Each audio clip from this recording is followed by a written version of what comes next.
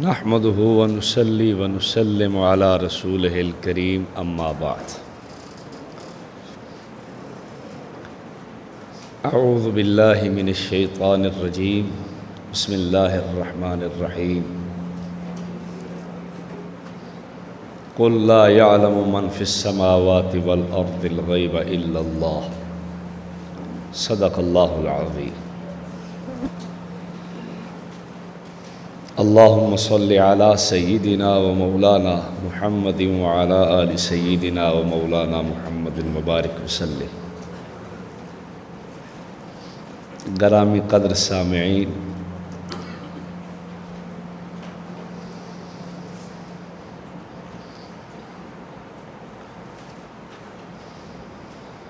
عقائد میں سے ایک بہت بڑا عقیدہ جس کا عنوان یہ ہے علم غیب اللہ جل جلالہ کا خاصہ ہے۔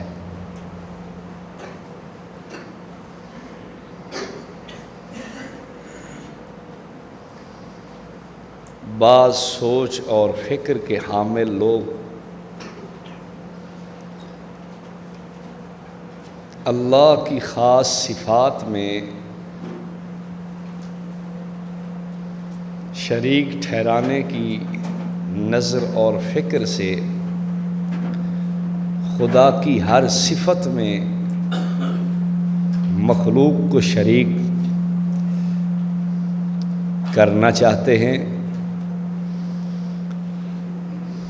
اسی بنیاد پر انہوں نے اس مسئلہ کے اندر بھی یہی کچھ کیا کہ اللہ جل مجدہ کے بارے میں جو پوری امت کا فیصلہ تھا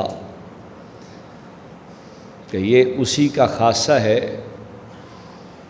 اس کو اٹھا کر انبیاء، پھر اولیاء، صلحاء، پھر عوام الناس، حتیٰ کہ جانوروں تک کو ماننے کے لیے تیار ہو گئے۔ پہلے تو میں سنتا تھا کہ یہ ایک لطیفہ ہے کہ ایک پیر صاحب کے پاس چند مہمان آئے۔ مشہور یہ تھا کہ پیر صاحب کی بلی جتنی دفعہ میاؤں میاؤں کرتی ہے اتنے مہمان آتے ہیں۔ تو ایک دفعہ مہمان آئے زیادہ اور بلی نے میاؤں میاؤں کم کیا، تو لوگوں نے کہا پیر صاحب آپ کی بلی تو بھول گئی، بلی نے 5 دفعہ میاؤں میاؤں کیا ہے اور مہمان آئے ہیں 10۔ تو پیر صاحب فرمانے لگے کم بخت تو تمہیں کیا پتا، بلی والا میری بھول سکتی ہے، اس نے میاؤں میاؤں جو 5 دفعہ کیا ہے ٹھیک کیا ہے۔ حضرت وہ کیا وجہ؟ وہ فرمانے لگے وجہ یہ ہے کہ 5 آنے والے تو سنی تھے اور 5 وہابی تھے، اس لیے بلی نے میاؤں میاؤں 5 دفعہ کیا ہے۔ پہلے تو میں سمجھتا تھا کہ یہ ایک لطیفے کی حد تک ہے۔ پھر ایک کتاب میری نظر سے گزری، ضرب الحیدریہ علی اعناق النجدیہ، مری کا کوئی عالم تھا مولوی حبیب اللہ قریشی، اس نے کتاب کو لکھا ہے اور کتاب پر بڑے بڑے اپنے اکابرین کے اس نے دستخط بھی کروائے، تقریضیں بھی لکھوائی۔ یہ مسئلہ اس نے اپنی کتاب میں لکھا ہے کہ اولیاء کے حیوانات کو بھی، جانوروں کو بھی علم غیب ہوتا ہے۔ جب ان لوگوں نے سستا کام کیا اور اٹھا کے اللہ کی صفت کو غیروں میں تقسیم کرنا شروع کر دیا، انبیاء، اولیاء، صلحاء، حتیٰ کہ پھر ان کی خادم چیزیں جانوروں تک کے لیے کہنے لگے کہ یہ وہ بھی جانتے ہیں، تم کس چیز کی بات کرتے ہو۔ بہرکیف اس مسئلے کو میں شروع کرنے سے پہلے تھوڑی سی تمہید آپ کے سامنے رکھنا ضروری سمجھتا ہوں۔ اس وقت ابنائے عصر میں دیکھ رہا ہوں کہ بہت سارے لوگ اس مسئلے کو صحیح طرح سمجھ نہیں پا رہے۔ اگلے دن ایک کسی کا مناظرہ تھا تو اس نے میرے سے رابطہ کیا فون پہ کہ جی مناظرہ ہے، ہماری 2-3 شقیں تو اتفاقی ہیں، ایک شق ہماری اختلافی ہے۔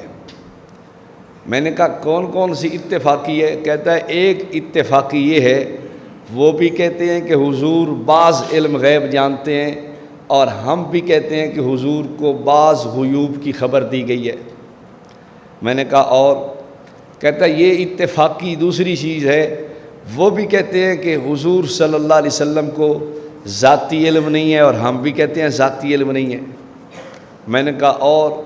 کہتا ہے ایک اور بھی شک اتفاقی ہے، وہ یہ کہ وہ بھی کہتے ہیں کہ رسول پاک صلی اللہ علیہ وسلم عالم الغیب نہیں ہے، اور ہم بھی کہتے ہیں۔ میں نے کہا اور؟ کہتا ہے ایک اختلافی ہے۔ اختلافی کیا ہے؟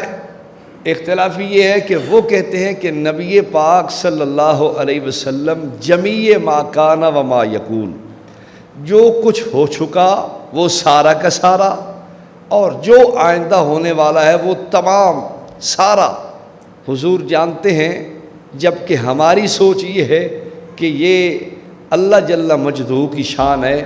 نبی پاک صلی اللہ علیہ وسلم کو اللہ نے بعض ما کان و بعض ما یکون، بعض ما کان و ما یکون، جو ہو چکا اس میں سے بھی بعض دیا ہے، اور جو ہونے والا ہے اس میں سے بھی بعض دیا ہے۔ میں نے کہا آپ مناظرہ کر رہے ہیں، میری سمجھ میں آپ کو مسئلے کی ہوا ہی نہیں لگی۔ ساڈی زبان چاہتے ہیں پا نہ پڑی تے بھج مسیح تے بڑی۔ آپ کو اس مسئلہ کا علم ہی نہیں ہے اور آپ مناظرہ کرنے لگے ہیں۔ تو میں اس لیے عرض کرنا چاہتا ہوں، آپ کو بھی کبھی کبھی ایسی صورتحال پیش آ جاتی ہے۔ ہمارا کام تو ہے تبلیغی، دعوت کا کام ہے، ہم اپنا مثبت اور اثبات اور تبلیغ کا کام کرتے ہیں، دین پھیلاتے ہیں، لیکن یاد رکھنا ہمارے اس کام کی مثال علاج کی طرح ہے۔ کبھی کوئی مرض حملہ کرتی ہے تو پھر علاج کے لیے کوئی ٹیکہ، کوئی بوتل، کوئی دوا کرنا پڑتا ہے، ورنہ ہمارا کام دعوت والا ہے، وہ غذا والا کام ہے، ہم غذا کا کام کرتے ہیں، بس لوگوں کو دین سکھاتے ہیں، دین کی طرف راغب کرتے ہیں اور دین کی باتیں سمجھاتے ہیں۔ اور یاد رکھو اگر کبھی بیماری کا حملہ ہو جائے پھر بھی کوئی کہے نہیں بس یہی لسی پی کے گزارا کر لیں گے، اور نہیں یار کوئی نہیں، چائے کے 2 کپ پیئیں گے ٹھیک ہو جائے گا، اور نہیں روٹی دبا کے کھائیں گے بس ٹھیک ہو جائیں گے، تو یہ بات بھی ٹھیک نہیں ہے۔ علاج کو علاج سمجھنا چاہیے اور غذا کو غذا سمجھنا چاہیے۔ علاج کے موقع پر غذا کام نہیں دیتی اور غذا کے موقع پر علاج کام نہیں دیتا۔ ہم دعوت کا کام کرتے ہیں، تبلیغ کی بات کرتے ہیں، دین کی طرف لوگوں کو راغب کرتے ہیں، ہمارا اسلوب طریقہ یہ ہے۔ اور کبھی کوئی مرض کا حملہ ہو جائے تو پھر اس مرض کے حملے کو روکنے کے لیے پھر علاج کی ضرورت بھی، کوئی گولی کھانی پڑے گی، ڈاکٹر صاحب کو ٹیکہ لگا دے گے، کبھی کہیں گے نہیں بھائی نہیں اس کو لمبا کرو تو بوتل لاونی ہے، اس کو بوتل لگانی پڑے گی، تو بس مختلف صورتیں ہو سکتی ہیں۔ میں اس لیے عرض کر رہا ہوں کہ یہ علاج بھی آپ کے پاس ہونا چاہیے۔ کبھی مرض کا حملہ ہو سکتا ہے تو پھر آپ یہ نہ ہوں کہ یار ہمارے پاس تو سوائے غذا کے کچھ بھی نہیں ہے، علاج کے لیے بھی کچھ پھکی آپ کے پاس ہو۔ رات کو 12-1 بجے اگر پیٹ میں تکلیف ہوتی ہے تو پھکی گھر میں پڑی تو ہو نا۔ پہلی بات یاد رکھیں، ہمارے لوگ یہ سمجھتے ہیں کہ یہ بھی حضور صلی اللہ علیہ وسلم کے لیے بعض غیب کی خبریں مانتے ہیں اور ہم بھی بعض غیب کی خبریں مانتے ہیں۔ یہ بات قطعاً غلط ہے، یہ کم از کم میں تسلیم کرنے کے لیے تیار نہیں ہوں۔ کیوں؟ مجھے علم کا دعویٰ نہیں، لیکن ان کی کتابیں اس کا انکار کرتی ہیں۔ کیوں؟ پاکستان میں بہت بڑا عالم گزرا ہے ان کے مسلک کا، جس کو عطا محمد بندیالوی کہتے ہیں۔ یہ عطا محمد بندیالوی یہ میاں والی کی طرف جاؤ تو رستے میں ایک سٹاپ آتا ہے بندیال شریف، یہ وہاں کا رہنے والا تھا، اس کا مدرسہ بھی ہے۔ پاکستان کے جتنے بڑے بڑے ان کے علماء ہیں سارے اس کے شاگرد ہیں، حیّن و میتن، کچھ زندہ ہیں کچھ مر چکے ہیں، اس کے سارے شاگرد تھے اور اس کے نام لیوا تھے، اور اسے استاذ المناطق کا نام دیا جاتا ہے، اور اس کی تحریر کو ثقہ اور سند کی حیثیت سے تصور کیا جاتا ہے۔ اس کے حالات زندگی پہ کتاب چھپی ہے، ذکر عطا فی حیات استاد العلماء ایک کتاب، دوسری اس کی کتاب چھپی ہے مقالات بندیالوی، اس کی جلد اول۔ ان دونوں کتابوں میں اس نے ایک بات کہی ہے، ایک میں لکھی ہے اور ایک میں اس کی بات نقل کی گئی۔ کیا کہتا ہے کہ اگر کسی بھی نبی کے متعلق یہ تصور کر لیا جائے کہ اس کو فلاں چیز کا علم نہیں ہے تو پھر اس نبی کا عقیدہ توحید ناقص رہتا ہے۔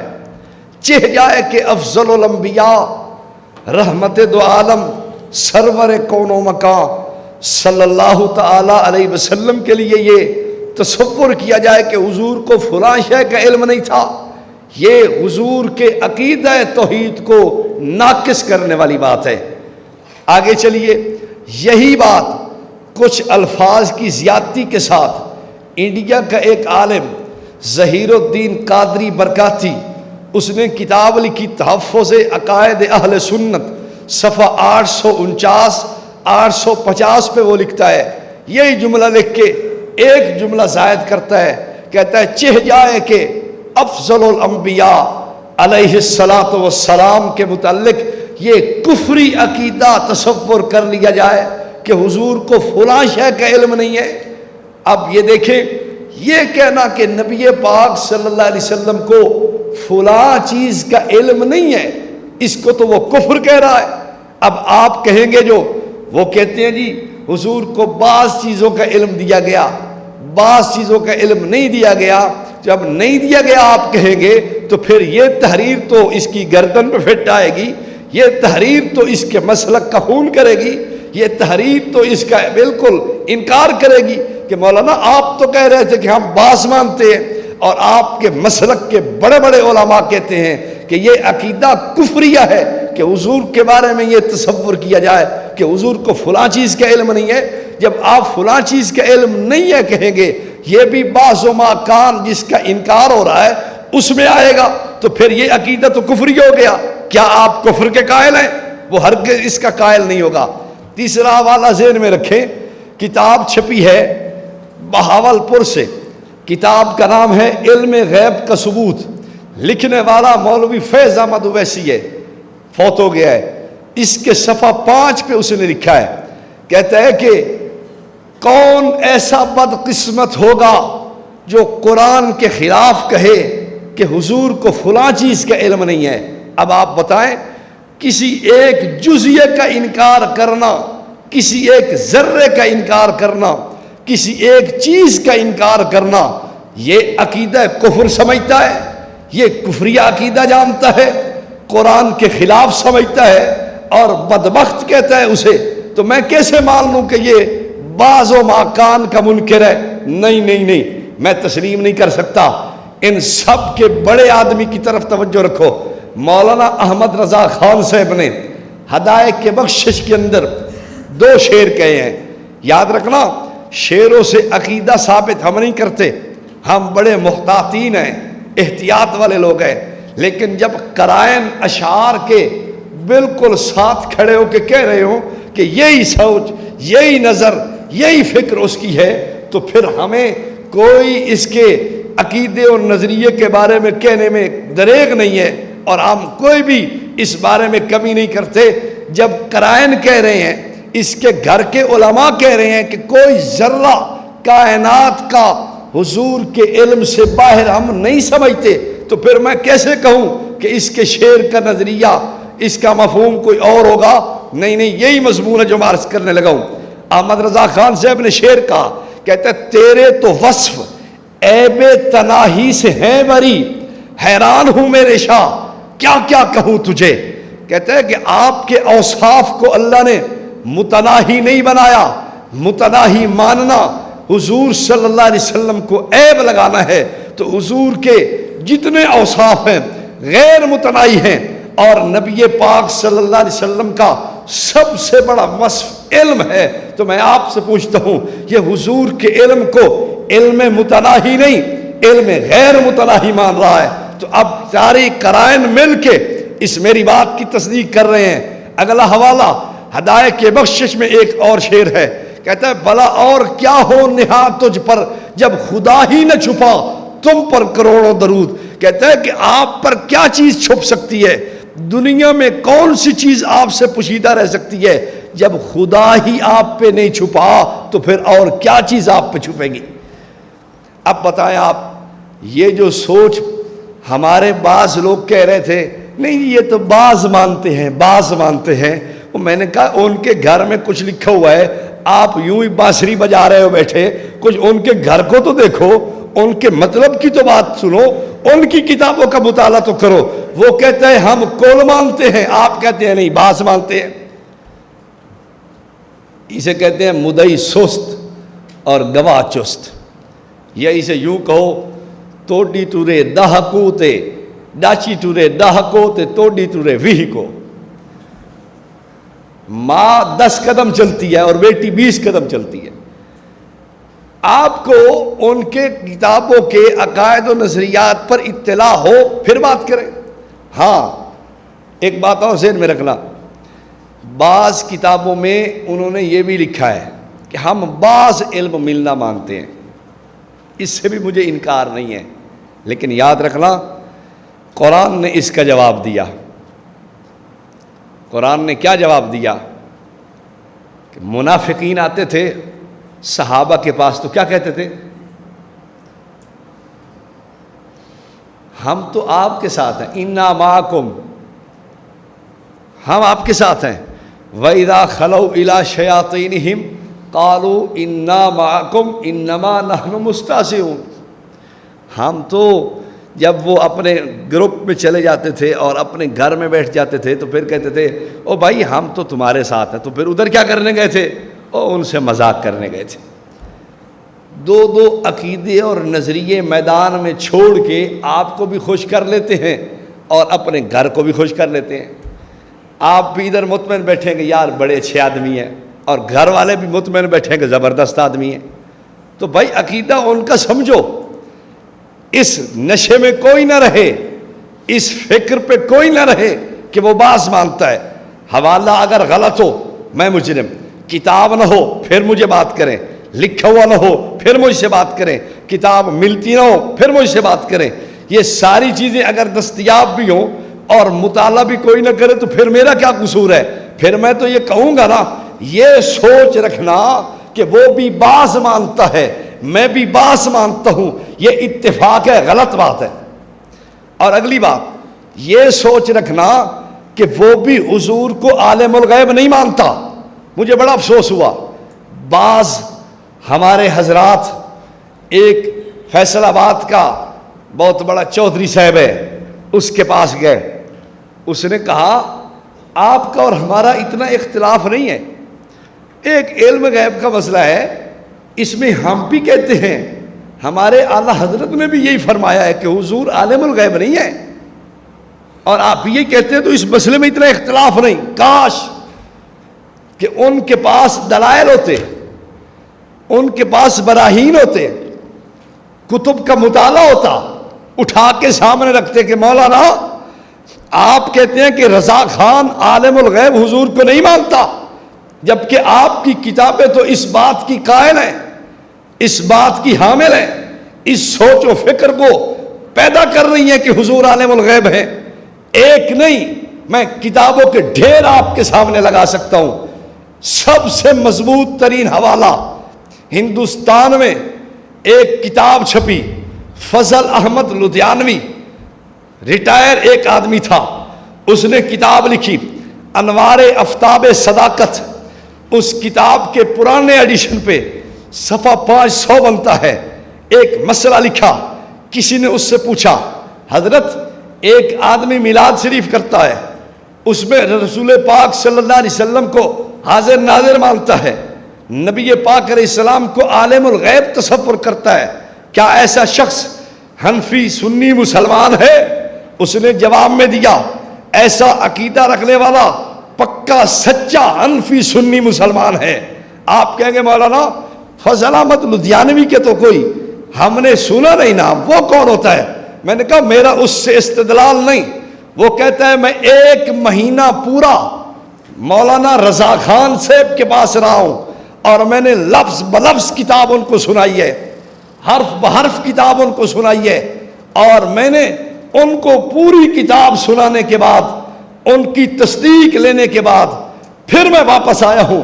تو میں آپ سے پوچھتا ہوں، جب کتاب مولانا رضا خان کی مصدقہ ہو، جب کتاب ان کی تصدیق شدہ ہے، حرف بحرف کی وہ تصدیق کر رہے ہیں، تو پھر یہ الزام ہمارے اوپر رکھنا کہ تم علم غیب کا مسئلہ نہیں سمجھے، نہیں بھائی، ہم کہہ رہے ہیں اور دلیل کی بنیاد پہ کہہ رہے ہیں کہ مولانا رضا خان نے حضور کو عالم الغیب تصور کیا ہے اور مانا ہے۔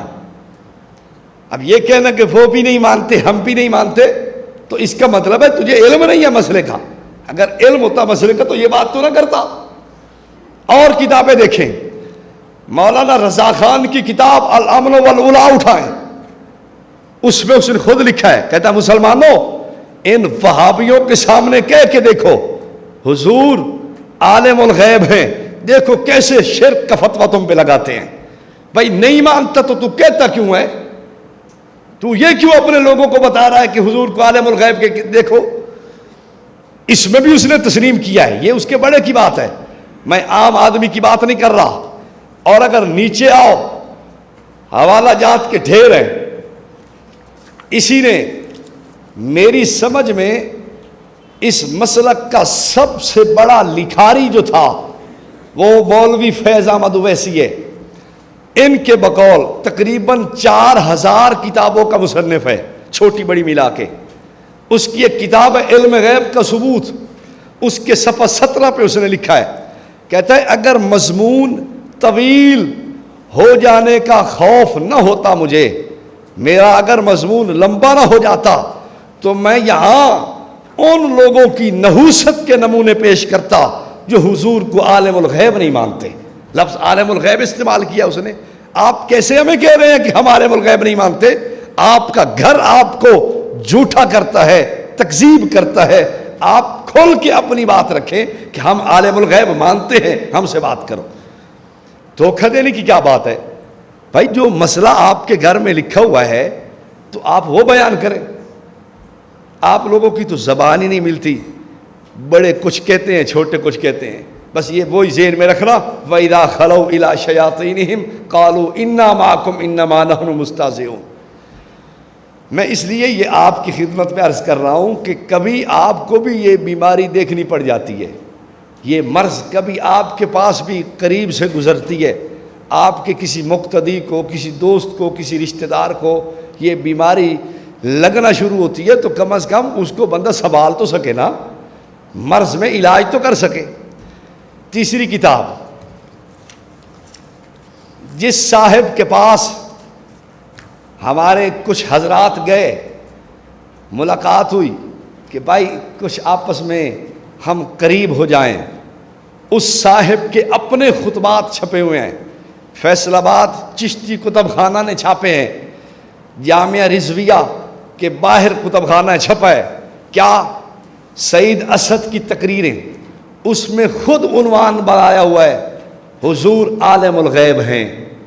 اب میں اس سے پوچھوں کہ تو کہہ رہا تھا ہمارے اعلیٰ حضرت بھی نہیں مانتے، ہم بھی نہیں مانتے، تیرے اپنے خطبات میں حضور کو عالم الغیب لکھا ہوا ہے۔ یار کچھ تو جھوٹ سے بندہ بچے، کچھ تو احساس ہونا چاہیے، شرم اور حیا ہونی چاہیے کہ آدمی یوں منہ پہ بیٹھ کے جھوٹ بول دے۔ کتابیں کچھ کہتی ہیں اور آپ کی زبان کچھ اور کہتی ہے، ایسے نہیں چلے گا۔ اور دیکھیں ایک کتاب چھپی مولوی نظام الدین ملتانی نے لکھی، اور مولوی نظام الدین ملتانی یہ ان کے بقول اکابر میں شمار ہوتا ہے، تذکرہ اکابر اہل سنت میں عبدالحکیم شرف قادری صاحب نے اس کو اپنے بزرگوں میں تسلیم کیا ہے۔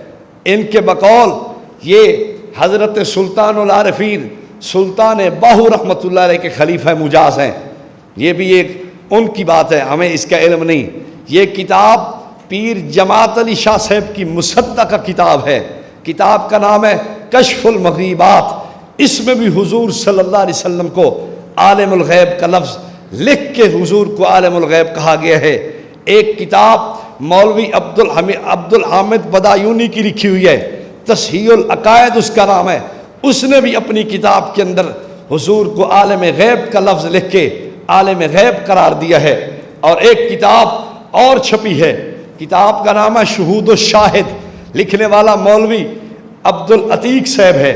وہ جو کتاب اس نے لکھی، پاکستان کے بڑے بڑے سرکردہ علماء اپنے ان سے تصدیق لی، محمود احمد صاحب رضوی ان سے بھی تصدیق لی، مفتی محمد اعجاز صاحب تھے لاہور میں ان کی تصدیق لی، مفتی محمد فرید ہزاروی صاحب ہیں، فیض الحسن سجادہ نشین آلو مہار وغیرہ، ان سب کی تصدیقات کتاب پہ ثبت ہیں۔ اور اس نے رسول پاک صلی اللہ علیہ وسلم کے لیے عالم الغیب کا لفظ یوں لکھا، کہتا ہے قوت قدسیہ والا ایک جگہ رہ کر تمام عالم کو اپنے کف دست کی طرح دیکھے، ہتھیلی کی طرح دیکھے، یعنی کہ وہ عالم الغیب ہو۔ یہ حضور کے لیے وہ لکھتا ہے۔ اب آپ کس منہ سے ہمیں کہتے ہیں کہ حضور عالم الغیب نہیں ہے؟ ہم نہیں مانتے، ہمارا آپ کا اختلاف بہت تھوڑا سا ہے۔ یہ تو میں نے آپ کو چند ایک حوالے دیے ہیں۔ ایک کتاب اور ہے افتخار اہل سنت، مولوی ابو الکلیم محمد صدیق فانی صاحب کی لکھی ہوئی ہے۔ اس نے بھی افتخار اہل سنت کے صفحہ 45-46 پر رسول پاک صلی اللہ علیہ وسلم کو عالم الغیب کہا ہے۔ ایک اور کتاب ہے انوار شریعت، اسی نظام الدین ملتانی کی، اس نے بھی جلد 1 صفحہ 140 پر جو ہے نا یہ اصول بھی لکھا ہے، جو اعلیٰ حضرت کا ہم عقیدہ نہ ہو وہ مسلمان نہیں ہو سکتا۔ اب میں پوچھتا ہوں، آپ ہمیں دھوکہ دے رہے تھے کہ ہم حضور کو عالم الغیب نہیں مانتے، جبکہ آپ کے رضا خان تو مانتے ہیں۔ اب آپ کا عقیدہ رضا خان کے عقیدے سے مختلف ہے، وہ مانتا ہے، آپ نہیں مانتے، اور آپ کی کتاب کہتی ہے جو ہمارے رضا خان کا عقیدہ نہ مانے ہم اسے مسلمان بھی نہیں مانتے۔ تو آپ کو اپنے ایمان کی فکر کرنی چاہیے۔ یہ 2 باتیں۔ تیسری بات، بعض حضرات کہہ دیتے ہیں کہ ہمارا بھائی ان سے جو اختلاف ہے نا، اس بات میں نہیں ہے کہ حضور صلی اللہ علیہ وسلم کا علم زیادہ ہے اور حضور صلی اللہ علیہ وسلم کا علم کم ہے اور خدا کا علم زیادہ ہے۔ یہ تو وہ بھی مانتے ہیں کہ حضور کا علم زیادہ ہے نہیں ہے اور رسول پاک علیہ السلام کا علم کم ہے۔ اس دھوکے کو بھی خیال سے ذہن میں رکھنا۔ یہ کتاب میرے پاس الدولۃ المکیہ ہے بالمادۃ الغیبیہ، یہ مولانا رضا خان صاحب کی لکھی ہوئی ہے۔ اس کتاب کے اندر انہوں نے خود اس بات کو تسلیم کیا ہے۔ حاشیے کے اندر یہ بات لکھی ہوئی ہے، کیا انہوں نے قول نقل کیا ملا علی قاری کا۔ ملا علی قاری نے اپنی کتاب کے اندر ایک مسئلہ لکھا ہے، یہ انہوں نے موضوعات کبیر میں بھی لکھا ہے اور غالباً موضوعات کبرى میں بھی لکھا ہے۔ من اعتقد تسویۃ علم اللہ ورسولہ یکفر اجماعا کما لا یکفی، جو اللہ اور اس کے رسول کے علم کو برابر کہے اس کے کفر پر کسی کو اختلاف نہیں ہے، بالاجماع کافر ہے۔ یہ انہوں نے لکھا۔ اب رضا خان صاحب کی کتاب کہتی ہے اگر اس سے مراد قدیم ہے کہ حضور کا علم بھی قدیم ہے کوئی مانے تو ہم اس بات سے اختلاف نہیں کرتے، لیکن ان کا اس جگہ مدعا وہ مقدار کا ہے، قدیم ماننے کی بات نہیں ہے، مقدار کی بات ہو رہی ہے۔ جو مقدار میں حضور کے علم کو، رسول پاک صلی اللہ علیہ وسلم کے علم مبارک کو خدا کے علم کے برابر مقدار میں کہتا ہے، ملا علی قاری اس کو کافر کہہ رہے ہیں۔ تو آگے یہ فرماتے ہیں کہ ہم اس بات سے اتفاق نہیں رکھتے، ہم یہ بات نہیں مانتے۔ اب آپ بتائیں، اگر اس کا عقیدہ اور نظریہ یہی تھا، مقدار میں، کمیت میں رسول پاک صلی اللہ علیہ وسلم کا علم خدا جل مجدہ کے علم کے برابر نہیں ہے، تو پھر یہ کھول کے لکھتا کہ ہم بھی اس کے قائل ہیں، لیکن کہتا نہیں، ملا علی قاری کی بات پھر غلط ہے، ہم نہیں مانتے۔ تو میں آپ سے پوچھتا ہوں اس کا اور مطلب کیا ہے؟ یہ تو بتانا چاہتا ہے کہ حضور پر نور صلی اللہ علیہ وسلم کا علم خدا جل مجدو کے علم کے برابر ہے۔ ویسے آپ کبھی تجربہ کر کے دیکھ لیں، ہم نے تو کیا ہے، کبھی بات ہو تو ان سے پوچھے یار وہ چیزیں لکھ کے ہمیں دے دو آپ جو اللہ جانتا ہے اور حضور نہیں جانتے۔ ایسی کون سی چیزیں ہیں 5 10 15 20 ہمیں لکھ کے دے دو کہ اللہ تعالیٰ کو تو پتہ ہے، حضور پر نور صلی اللہ علیہ وسلم کو نہیں پتہ، تو یہ پھر اس وقت کہے گا بھی مہلت دو، اور پھر آپ کو زندگی بھر یہ ملے گا نہیں۔ بھائی تو مانتا ہے کہ حضور صلی اللہ علیہ وسلم کا علم کم ہے، خدا کا علم زیادہ ہے، اور تو پھر بتا فلاں باتیں خدا تو جانتا ہے لیکن مصطفیٰ کریم علیہ التحیت و تسلیم و تکریم وہ نہیں جانتے، صاف کہہ دے لیکن نہیں بولے گا۔ اس سے بھی سمجھ آتی ہے بات کہ کوئی معاملہ گڑبڑی ہے۔ اگلی بات، یہ چند ایک باتیں میں نے عرض کر دی ہیں کہ آپ دھوکے میں نہ رہنا، ماز حسن زن کبے جبے پہ نہ رکھ لینا۔ بہت بڑی پگڑی باندھی ہوئی ہے حضرت نے، نورانی چہرہ ہے، یہ دھوکہ تو حرمین کے علماء بھی اسی وجہ سے کھا گئے۔ رضا خان کی پگڑی دیکھی، لش پش دیکھی، جناب حشم و خدم دیکھے، نوکر چاکر پیچھے لباس فاخرہ اٹھا کے چل رہے ہیں، اور جناب کوئی چیز پکڑ کے پھر رہا ہے، حضرت ہو رہی ہے۔ انہوں نے کہا کہ بہت بڑا عالم ہوگا، بیچارے کو میری سمجھ میں تو یہ بایو میٹرک تصدیق کرنے والا آدمی تھا، اور انگوٹھا چھاپ آدمی تھا، عالم کا تھا۔ اس پہ خیر کسی وقت پھر گفتگو کریں گے۔ اگر آپ نے اس پہ تفصیل دیکھنا ہو تو حضرت استاذ ذی المکرم حضرت شیخ متکلم اسلام مولانا محمد الیاس گھمن صاحب حفظہ اللہ کی کنز الایمان کا تحقیقی جائزہ مطالعہ کریں، آپ پر یہ کلی کھل جائے گی کہ اس کا علم کتنا تھا۔ میں انشاءاللہ عبارات اکابر کے سبق میں اسی 2 عنوانوں کو لے کے چلوں گا۔ محدثین کے ہاں ایک عنوان چلتا ہے، روایت اس کی معتبر سمجھو جس راوی میں جھوٹ نہ ہو، اور رضا خان نے ساری زندگی کی گاڑی چلائی جھوٹ سے ہے۔ پھر محدثین کا اسلوب ہے، وہ یہ بھی دیکھتے ہیں کہ کوئی یہ جو حکم لگا رہا ہے کسی حدیث پہ ضعف کا، کسی حدیث پہ جھوٹ ہونے کا، کہیں متشدد تو نہیں ہے۔ اور ان کے گھر میں یہ بات تسلیم شدہ ہے کہ مولانا رضا خان سخت متشدد تھے۔ ایک ہوتا ہے صرف متشدد، ایک ہے سخت متشدد، متشددین کا بھی باپ تھا۔ تو جب اتنا تشدد والا آدمی ہو، اس کے فتوے کی حیثیت کیا رہ جاتی ہے پیچھے؟ خیر، اب اگلی بات ذہن میں رکھیں۔ اب آ جاؤ اختلافی بات جو کہہ رہا تھا ہمارا ایک دوست کہ ان میں ایک بات اختلافی بھی ہے، اس پہ بھی میں تھوڑی سی بات عرض کر دوں۔ نقطہ اختلاف کیا ہے وہ ذہن میں رکھو۔ آپ نے جو لوگوں کو سمجھانا ہے یا جو دعویٰ رکھنا ہے، یہ چیزیں آپ کے ذہن میں ہونی چاہیے۔ اب نقطہ اختلاف عرض کرنے لگا ہوں۔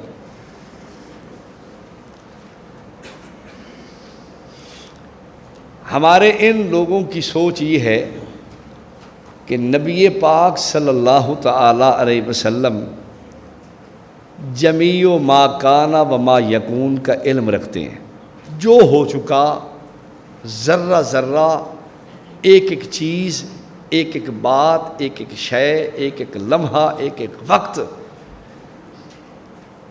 کوئی چیز بھی رسول پاک صلی اللہ علیہ وسلم کی کہ علم مبارک سے باہر نہیں ہے۔ جو ہو چکا اور جو ہونے والا ہے وہ سارا کا سارا، کوئی چیز بھی آپ سے پوشیدہ نہیں ہے۔ ہم کیا کہتے ہیں؟ ہم کہتے ہیں کہ رسول پاک صلی اللہ علیہ وسلم کو اللہ نے جو ہو چکا اور جو ہونے والا ہے اس میں سے بعض باتیں اطلاع دی ہیں، بعض باتیں بتائی ہیں۔ ان کا جو دعویٰ ہے اس کو جمیع ما کان و ما یکون بھی کہتے ہیں، کبھی علم غیب بھی کہہ دیتے ہیں، کبھی علم غیب کلی بھی کہہ دیتے ہیں۔ مختلف اس کے نام ہیں۔ یہ اصل نقطے کی بات ہے یا اختلاف کی بات ہے، وہ تو میں نے صرف ابنائے عصر کی چند چیزیں، بعض ہمارے حلقوں میں ایک کاپی چلتی ہے کہ یہ جی بڑا اس نے مسئلہ علم غیب کا لکھا ہے، میں نے یہ اس کی غلطیاں آپ کے سامنے رکھی ہیں، اس کو خود پتہ نہیں ہے، اگرچہ اس کے ان سے مناظرے بھی ہوئے۔ وہ کہتے ہیں کہ رسول پاک صلی اللہ علیہ وسلم کو جو ہو چکا اور جو ہونے والا ہے تمام بکمال ہی بتمام ہی، ذرہ ذرہ، لمحہ لمحہ، ایک ایک چیز، ایک ایک حرف، کوئی بات بھی اس میں سے رسول پاک صلی اللہ علیہ وسلم پہ پوشیدہ نہیں ہے۔ ہم کہتے ہیں نہیں، بعض علوم رسول پاک صلی اللہ علیہ وسلم کو دیے گئے، بعض اخبار غیبیہ کی اطلاع دی گئی، بعض غیب کی باتیں بتائی گئی، بعض غیب کی باتوں کو اطلاع دیا گیا، اظہار کیا گیا، انباء ایہا، وہ مختلف صورتیں ہو سکتی ہیں، وہ حضور صلی اللہ علیہ وسلم کو ہیں، لیکن کل جمی، ہر شے، ہر بات، ہر ذرہ، ایک ایک شے، یہ اللہ جل مجدہ کا علم ہے۔ ہم خدا کے علم میں کسی کو شریک نہیں ٹھہرا سکتے، یہ اصل بنیاد ہے۔ اب ایک بات اور ذہن میں رکھنا، میں دلائل نہیں دینے لگا، اس وقت میرے ذہن میں کوئی اور چیزیں ہیں جو میں آپ کی خدمت میں رکھنا چاہتا ہوں۔ دلائل تو فائل آپ کے پاس ہے، ایک طرف سے شروع کریں گے، دوسری طرف آپ پہنچ جائیں گے، سارے دلائل آپ کو ازبر ہو جائیں گے۔ میں کچھ چیدہ چیزیں اس فائل میں سے آپ کی خدمت میں رکھ لگا ہوں، اتنے وقت میں بندہ ساری فائل آپ کو سنا ہی نہیں سکتا۔ اہل علم کی تحقیق کے مطابق دنیا کے تقریباً تمام باطل اس پہ متفق ہیں کہ حضور صلی اللہ علیہ وسلم علم غیب جانتے ہیں۔ پھر سنو اس جملے کو، اہل تحقیق کی تحقیق کے مطابق دنیا کے تمام تقریباً باطل اس پر اتفاق رکھتے ہیں کہ حضور صلی اللہ علیہ وسلم یا انبیاء یا بڑے یا صلحاء یا نبی ولی، ان کو کیا ہوتا ہے؟ علم غیب ہوتا ہے۔ آپ کو میں زیادہ دور نہیں لے جاتا، سب سے پہلے میں مرزائیت کو اٹھاتا ہوں۔ مرزا غلام احمد قادیانی کی تحریرات، ان کی ذریت اور اس کی آل اولاد، اس کے اقوال اور اس کی کتابوں کا مطالعہ، ان میں سے چند ایک باتیں آپ کی خدمت میں رکھنے لگا ہوں۔ مرزا صاحب کی کتاب ہے ضمیمہ تریاق القلوب نمبر 5 اور روحانی خزائن جلد 15 صفحہ 516۔ مرزا صاحب کہتے ہیں کہ نبی کا خاص کمال یہ ہے خدا سے ایسا علم غیب پاوے جو بطور نشان کے ہو، علامت کے اس کے ساتھ ہو۔ ایک بات، دوسری جگہ وہ یوں لکھتا ہے، مجھے علم غیب پر اس طرح قابو ہے جس طرح سوار کو گھوڑے پر قابو ہوتا ہے۔ میں علم غیب پر ایسا قابو ہوں جیسے سوار اپنے گھوڑے پر قابو ہو کے بیٹھتا ہے، مجھے علم غیب پر یوں قابو اور یعنی دسترس حاصل ہے۔ اس کی کتاب ہے ضرورت الامام صفحہ 13، روحانی خزائن جلد 13 صفحہ 483۔ ایک جگہ یوں لکھتا ہے، میں نے اپنے رسول مقتدی سے باطنی فیوز حاصل کر کے اور اپنے لیے اس کا نام پا کر اس کے واسطے سے خدا کی طرف سے علم غیب پایا ہے۔ ایک غلطی کا ازالہ صفحہ 4 صفحہ 5، روحانی خزائن جلد 18 صفحہ 211 صفحہ 210۔ ذہن میں آ گئی بات؟ اب آگے آؤ، مشرکین مکہ سے پوچھو۔ یہ اہل بدعت کی کتاب کا حوالہ ذہن میں رکھنا، کتاب ہے صدائے نبی کتاب کا نام ہے صدائے سواد سے صدائے نوی نون واو یا شرح مثنوی، اس کی جلد 5 ہے اور جلد نمبر 4-5 کٹی چھپی ہوئی ہیں. اس کے صفحہ 121 پہ لکھا ہے ابو جہل جیسا کم بخت بھی سمجھتا ہے کہ رسول خدا صلی اللہ علیہ وسلم وہ ہوتا ہے جو غیبی امور کو من جانب اللہ جانے. ابو جہل بھی مانتا ہے کہ جو نبی ہوگا وہ غیب جانے گا. یہ کون لکھ رہا ہے؟ یہ ہمارے یہی حضرات لکھ رہے ہیں. دوسری کتاب ہے سخن رضا شرح ہدایت کے بخشش. اس میں لکھا ہے صفحہ 108 پہ ابو جہل نبی کے لیے علم غیب کا قائل تھا. چلو تو اسے نال رشتہ داری کر لوت ہیں اچھا تو ٹھیک نہیں سے نا. ابو جہل تو چنگا بندہ ہے نا، اس نال تعلق رکھ لو بس. دوسری جگہ پھر لکھا ہے صفحہ 119 پہ ابو جہل کا ایمان تھا کہ نبی کو علم غیب ضروری ہے. ابو جہل کا ایمان تھا کہ نبی کو علم غیب. بعض لوگوں کو ابو جہل ابو لہب کے دلائل سے بڑا فائدہ ہوتا ہے. دیکھو اب کیسے فائدہ ہو رہا ہے. ایک اور آدمی کہتا ہے مولوی صاحب ابو لہب کو جہنم میں وہ دودھ ملتا ہے تو ہمیں فائدہ کیوں نہیں ہوگا اگر ہم خوشی منائیں گے. تو میں نے کہا اللہ آپ کو بھی وہ دودھ نصیب فرمائے، لیکن ونجنا اتھائی جہنم میں اسی دودھ پیون واسطے یہ اورا کوئی نہیں ٹائم.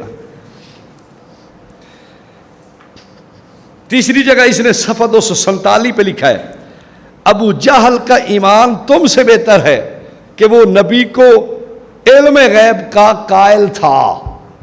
شرح ہدایت کے بخشش سخن رضا صفحہ 247. مولانا محمد اول الدین قادری رضوی صاحب یہ انڈیا کا رہنے والا ہے. 2 ہو گئے مرزیت اور اس کے بعد مشرکین مکہ. اور آگے چلو نمبر 3 منافقین. ایک منافق تھا اس کا نام تھا زید بن اللسید، لام صاد یا اور تا، زید بن اللسید. نبی پاک صلی اللہ علیہ وسلم کی ایک موقع پر اونٹنی گم ہو گئی تھی. اس پہ بھی ایک لمبا واقعہ ہے، چلو میں عرض کرتا چلا جاؤں. ایک صاحب کا مجھے آج فون آیا، میرا شاگرد تھا، مجھے کہنے لگا استاد جی ہم جب ان کو کہتے ہیں نا کہ حضور صلی اللہ علیہ وسلم کو دیوار کے پیچھے کا علم نہیں تھا تو وہ فوراً کہتے ہیں کہ تم نے نام لیا ہے شیخ عبدالحق محدث دہلوی کا، اور شیخ عبدالحق محدث دہلوی نے اپنی کتاب مدارج النبوت میں لکھا ہے این سخن اصل ندارد. یہ بات کوئی اصل کوئی نہیں رکھتی، اس کی کوئی اصل کوئی نہیں ہے. پھر یہ لکھتے ہیں کہ یہ حدیث ٹھیک نہیں ہے. تو آپ نے کتنی بڑی خیانت کی کہ حدیث کا ٹکڑا نقل کر دیا اور شیخ نے جو آخر میں حکم لگایا ہے وہ نقل نہیں کیا. اب ہمارے لوگ بھی پریشان ہو جاتے ہیں کہ یار کیا بنے گا. یاد رکھو شیخ کی ایک کتاب ہے اشیاۃ اللمعات، فارسی میں مشکات کی شرح لکھی ہے اور بقول علماء کے نبی پاک صلی اللہ علیہ وسلم کے حکم سے لکھی ہے. پہلے انہوں نے عربی میں لکھی لمعات اور پھر خام میں نبی پاک صلی اللہ علیہ وسلم نے فرمایا اس کو آسان زبان میں لکھو. انہوں نے پھر فارسی میں اس کو ترجمہ کیا اشیاۃ اللمعات. اس کی جلد 1 ہے، صفحہ 392، کتاب الصلاۃ باب صفت الصلاۃ عن ابی ہریرہ فصل ثالث کی روایت ہے عن ابی ہریرہ رضی اللہ تعالی عنہ صفت الصلاۃ. نبی پاک صلی اللہ علیہ وسلم کی اونٹنی گم ہو گئی تو مشرکین کہنے لگے آپ کی اونٹنی کدھر گئی ہے؟ آپ کا گمان تو یہ ہے کہ میں نبی ہوں اور پتہ اونٹنی کا بھی نہیں ہے. رسول پاک صلی اللہ علیہ وسلم نے ارشاد فرمایا، یہ شیخ یہ واقعہ نقل کر رہے ہیں، کیا حضور نے فرمایا من بشرم نمی دانم کہ پس این دیوار چیست، میں بشر ہوں، مجھے یہ نہیں پتا کہ اس دیوار کے پیچھے کیا ہے۔ شیخ نے اس روایت کو استدلال بنایا ہے، کیا؟ ایک حدیث میں آتا ہے رسول پاک صلی اللہ علیہ وسلم نے ارشاد فرمایا کہ نماز میں خشوع خضوع اچھی طرح، رکوع سجود اچھی طرح کیا کرو، اس لیے کہ میں تمہیں نماز میں دیکھتا ہوں۔ شیخ فرماتے ہیں کہ یہ حالت نماز کے اندر تھی۔ دلیل کے اندر شیخ نے یہ روایت پیش کی کہ حضور فرماتے ہیں من بشرم نمی دانم کہ پس دیوار ہی چیست، میں بشر ہوں، مجھے نہیں پتا کہ اس دیوار کے پیچھے کیا ہے۔ شیخ نے یہاں کچھ بھی نہیں لکھا کہ این سخن اصل ندارت یا صحیح نشداست، نہیں، اس طرح کی کوئی بات نہیں لکھی۔ اب شیخ نے اپنے دعویٰ کے ثابت کرنے کے لیے کہ حضور صلی اللہ علیہ وسلم نے یہ فرمایا کہ تم پر میرا رکوع سجود چھپتا نہیں ہے، مجھ پر تمہارا رکوع سجود چھپتا نہیں ہے، اس لیے اچھی طرح رکوع سجدہ کیا کرو۔ یہ صحابہ سے فرمایا، علماء نے، شیخ نے یہ کہا کہ یہ نماز کے اندر کا مسئلہ ہے۔ دلیل کے طور پر شیخ نے یہ روایت پیش کر دی کہ حضور فرماتے ہیں مجھے دیوار کے پیچھے کا پتہ نہیں ہے۔ اب آپ دیکھیں، ہم نے تو نہیں لکھا، فخر المحدثین، بدر المحدثین، خلیل الملت والدین مولانا خلیل احمد سہارنپوری رحمۃ اللہ علیہ نے یہ نہیں لکھا کہ میں نے اس روایت کو مدارج النبوت سے نقل کیا ہے۔ چونکہ حضرت ایک عالم تھے، مشکات شریف پڑھاتے تھے، تو حضرت کے مطالعہ میں یہ بات آئی تو حضرت نے یہ لکھ دی اشیت اللمات سے، اور شیخ نے کوئی حکم بھی نہیں لگایا۔ میں نے کہا دیکھو، جب شیخ نے یا کوئی حکم نہیں لگایا، کوئی آگے بات نہیں لکھی، تو ہم پر اعتراض کیوں ہو رہا ہے کہ آپ نے شیخ کی بات کو غلط نقل کیا ہے؟ اب رہی دوسری بات کہ دوسری کتاب میں تو لکھا ہوا ہے، ہاں بالکل لکھا ہوا ہے، ہم کون سا منکر ہیں۔ شیخ کے پیش نظر اور بھی روایات تھیں، وہ کیا؟ صحیح روایت ہے، ان لوگوں نے بھی اپنی کتابوں میں، مولانا احمد رضا خان نے ملفوظات میں نقل کیا ہے کہ ایک دفعہ جبریل کل آنے کا وعدہ کر گئے، جس وقت کا کہہ کے گئے تھے اس وقت نبی پاک صلی اللہ علیہ وسلم انتظار کرتے رہے، کافی دیر گزر گئی، جبریل نہیں آئے۔ آپ بڑے پریشان ہیں، پریشانی کے عالم میں جو باہر نکلے تو دیکھا جبریل کھڑے ہیں، تو فرمایا بھائی اندر۔ اس نے کہا جی ہم اس گھر میں داخل نہیں ہوتے جس میں کتا ہو یا تصویر ہو۔ آپ اندر تشریف لے آئے، سب طرف تلاش کیا، بالآخر پلنگ کے نیچے ایک کتے کا پیلا نکلا، اس کو باہر نکالا، تب جبریل اندر آئے۔ اب جبریل تو اپنے وقت پہ آ کے باہر کھڑا ہے اور حضور اندر کیا ہے؟ پریشان ہے۔ یہ مولانا احمد رضا خود فرماتے ہیں، صحیح حدیث میں آیا ہے۔ اب میں آپ سے پوچھتا ہوں، دیوار کے باہر جبریل ہے، اندر رحمت دو عالم صلی اللہ علیہ وسلم ہے، تو یہ اعتراض ہم پہ کیوں آپ کر رہے ہو کہ علماء دیوبند کا یہ نظریہ ہے کہ حضور کو دیوار کے پیچھے کا علم نہیں؟ یہ تو مولانا احمد رضا خان کا نظریہ ہے، اس سے پوچھو جا کے، اگر فتویٰ لگانا ہے تو اس پہ لگاؤ۔ دوسری بات، ایک عورت آئی، دستک دی دروازے پر، نبی پاک صلی اللہ علیہ وسلم کے خادم نے پوچھا کون، کیا بات ہے؟ انہوں نے کہا جی میں زینب ہوں اور ایک مسئلہ پوچھنے کے لیے حضور سے آئی ہوں۔ وہ چلے گئے، کہا یا رسول اللہ صلی اللہ علیہ وسلم زینب آئی ہیں اور مسئلہ پوچھنا چاہتی ہیں۔ فرمایا ایو زینب، اتنی ساری زینبوں میں سے کون سی زینب ہے؟ اب دیکھیں وہ تو بھی دیوار سے باہر کھڑی ہیں اور حضور فرما رہے ہیں ایو زینب، یہ کون سی زینب ہے؟ کس کی بیوی ہیں، کس کی بہن ہے، کس کی ماں ہے، کس کی بیٹی ہیں؟ کوئی تعارف تو بتاؤ۔ اب آپ بتائیں، شیخ کے پیش نظر یہ دو روایات تھی، شیخ نے اس دو روایات کو سامنے رکھ کے ان کے پیش نظر ہونے کی وجہ سے شیخ نے اگرچہ لکھا بھی تھا مدارج کے اندر کہ اس کی سند نہیں ہے، لیکن شیخ نے یہ سمجھا کہ ان دو صحیح روایات سے جب اس کی تصدیق تائید اور بطور شاہد کے یہ ساتھ کھڑی ہیں، تو پھر اس روایت سے استدلال کیا جا سکتا ہے۔ شیخ نے اس لیے استدلال کیا ہے۔ اب علم تمہارے پاس نہ ہو تو اب ہم کیا کریں؟ اگر علم ہوتا تو اعتراض نہ کرتے۔ خیر، میں عرض کر رہا تھا کہ منافقین کا اشکال دیکھیں۔ شیخ نے لکھا ہے اسی جگہ کہ زید بن اللسیت نے کہا حضور کی جب اونٹنی گم ہو گئی، کیا کہتا ہے؟ یزعم محمد یأتیہ خبر السماء ولا یدری این ناقتہ۔ محمد علیہ السلام صلی اللہ تعالیٰ علیہ وسلم کہتے ہیں کہ میرے پاس آسمانی خبر آتی ہے اور انہیں یہ نہیں پتا کہ بھائی میری اونٹنی کدھر ہے۔ اب یہ منافق کی سوچ تھی کہ جو نبی ہوگا اس کو ذرے ذرے کا پتہ ہوگا، یہ منافق کی سوچ تھی۔ نبی کے لیے کائنات کی ہر چیز کی خبر ہونا ضروری ہے۔ نبی ایک ایک ذرے پر خبر رکھے، ایک ایک بات اس پہ پوشیدہ نہ ہو اور وہ سامنے ہو، ظاہر باہر ہو، کف دست کی طرح ہو، ہتھیلی کی طرح ہو، ساری کائنات کو ہتھیلی کی طرح سمجھتا ہو، نبی وہ ہوتا ہے۔ یہ سوچ کس کی تھی؟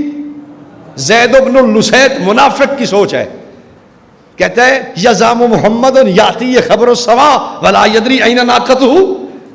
یہ کہتے ہیں نہیں میں نبی ہوں، نبی ہے تو آپ کو یہ نہیں پتا کہ آپ کی اونٹنی کدھر ہے۔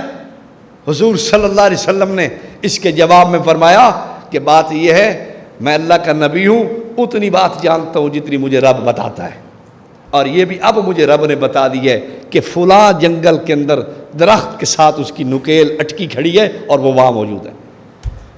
اب آپ بتائیں یہ سوچ کس کی تھی؟ اور سنو،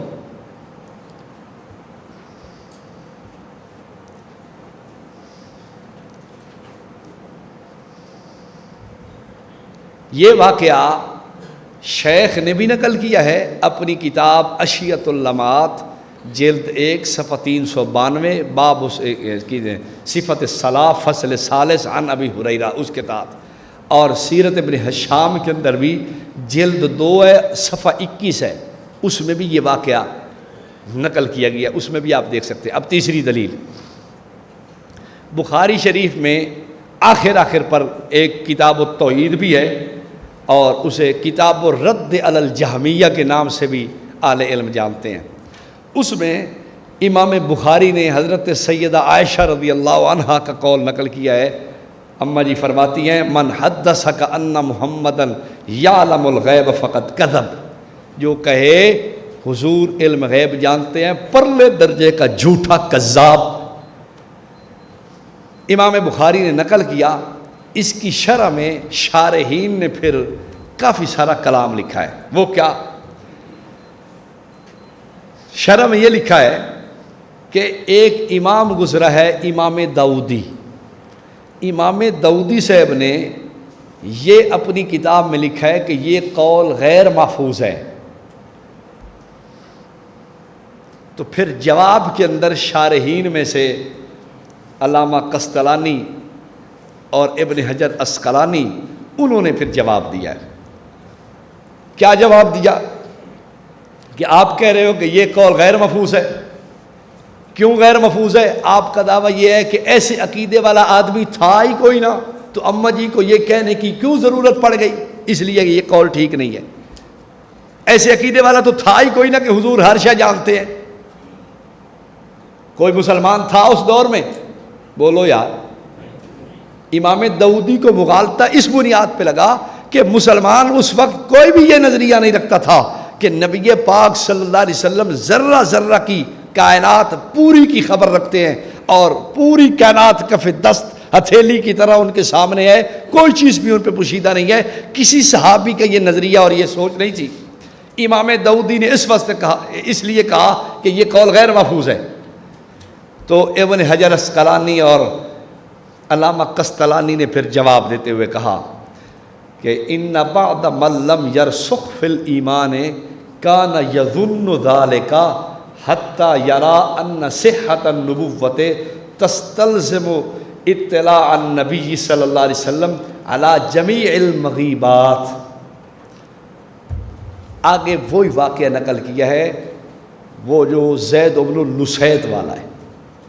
کہتے ہیں کہ منافقین کا یہ کہنا تھا یہ سوچ منافقین کی تھی کہ نبی کو جمیع غیبات اور مغیبات اور غیوبات پر علم ہونا چاہیے. نبی تب نبی بن سکتا ہے جب تمام چیزوں پر اس کو اطلاع ہو. مسلمانوں کا عقیدہ نہیں تھا بعد من لم یرسخ فی الایمان کان یظن، یہ ان کی بات تھی جن کو ایمان نہیں تھا، منافق تھے جن کے دل میں ایمان راسخ نہیں ہوا، رچا بسا نہیں ہے. یہ منافق کی سوچ تھی کہ پیغمبر وہ ہو سکتا ہے جو جمیع غیوبات پر نظر رکھتا ہو، کوئی ذرہ، کوئی بات، کوئی چیز اس سے پوشیدہ نہ ہو. میں نہیں کہہ رہا، ابن حجر نے فیصلہ دیا، میں نہیں کہتا. یہ ارشاد الساری کے اندر علامہ قسطلانی نے لکھا ہے کہ یہ منافقین کی سوچ تھی. اب ان کو بھی چاہیے نا کہ اپنی تھوڑی سی طبیعت کو صاف کریں اور یہ دیکھیں کہ یہ کس کی دیوار بنا رہے ہیں، منافقین کی یا مسلمانوں کی. ساری زبان چاہتے ہیں کہ دکھاتے وٹا رکھ دے پائے، اے منافقہ دکھاتے وٹا رکھ دے پائے یا مسلمانہ دکھاتے وٹا رکھ دے پائے، کس کی طرفداری کر رہے ہیں. 3 باتیں ہو گئی، آگے چلیں. بات سمجھ آ رہی ہے؟ منافقین کا بھی یہی کہنا تھا کہ نبی وہ ہوتا ہے جو تمام غیوبات پر خبر رکھے. مشرکین کا بھی یہی کہنا تھا کہ نبی تو علم غیب جانتا ہے، اور مرزیت بھی یہی کہتی ہے کہ نبی ہوتا وہ ہے جو علم غیب رکھے. حتیٰ کہ کانا صاحب کہتا ہے کہ مجھے بھی پوری علم غیب پر دسترس ہے. اس نے کبھی اپنا آئینے میں شیشے میں منہ نہیں دیکھا تھا. اگر دیکھ لیتا تو کوئی شرم آتی اسے کہ میں نبی بننے کے لائق ہوں. صحیح بلا جس کی دونوں لائٹیں ہی صحیح نہ ہو، ایک لائٹ کہیں جا رہی ہو دوسری کہیں جا رہی ہو، جس کو یہ نہیں پتا کہ میں بیگم کی شلوار سر پہ باندھ کے آ رہا ہوں، جس کو یہ نہیں پتا کہ میں نے جوتا الٹا پہنا ہوا ہے یا سیدھا پہنا ہوا ہے، جو چابیاں اپنے ناڑے کے ساتھ باندھ کے چلتا ہے، چھن چھن چھن چھن ہوتی ہے رستے کے اندر، ہٹ جاؤ مرزا صاحب آ رہے ہیں، مرزا صاحب آ رہے ہیں. تو اس کو پہلے اپنی شکل تو دیکھنی چاہیے تھی. یہ ان کا بھی نظریہ ہو گیا. اب آؤ چوتھی بات،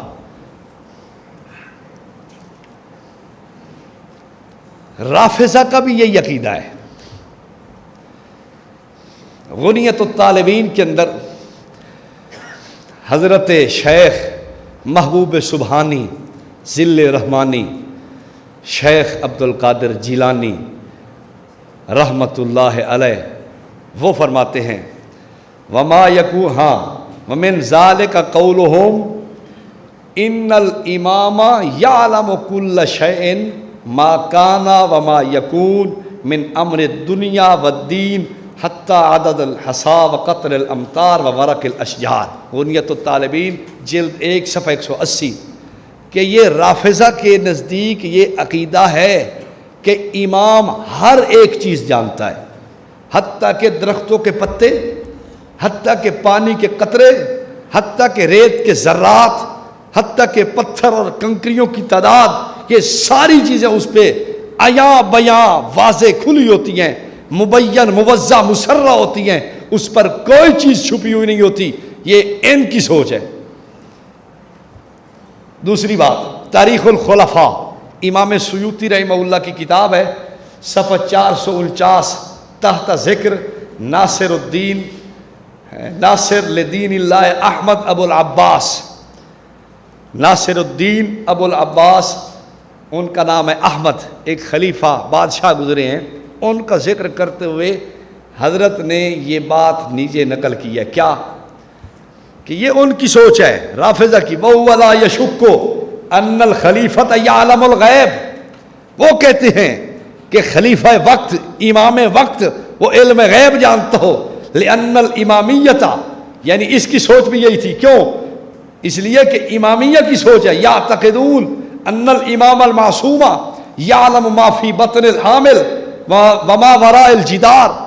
ان کی سوچ ہے امامیہ کی کہ امام خلیفہ وقت کا بادشاہ حکمران ایسا ہونا چاہیے کہ عورتوں کے پیٹ میں بھی اس کو نظر آ رہا ہو سب کچھ،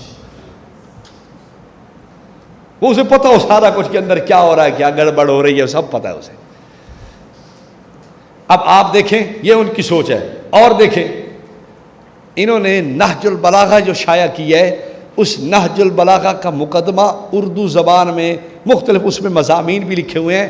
ایک مضمون لکھا ہے کہ حضرت سیدنا علی علیہ السلام اور علم غیب، اس میں یہی بات لکھی ہے کہ وہ عالم الغیب ہے، وہ علم غیب جانتے ہیں.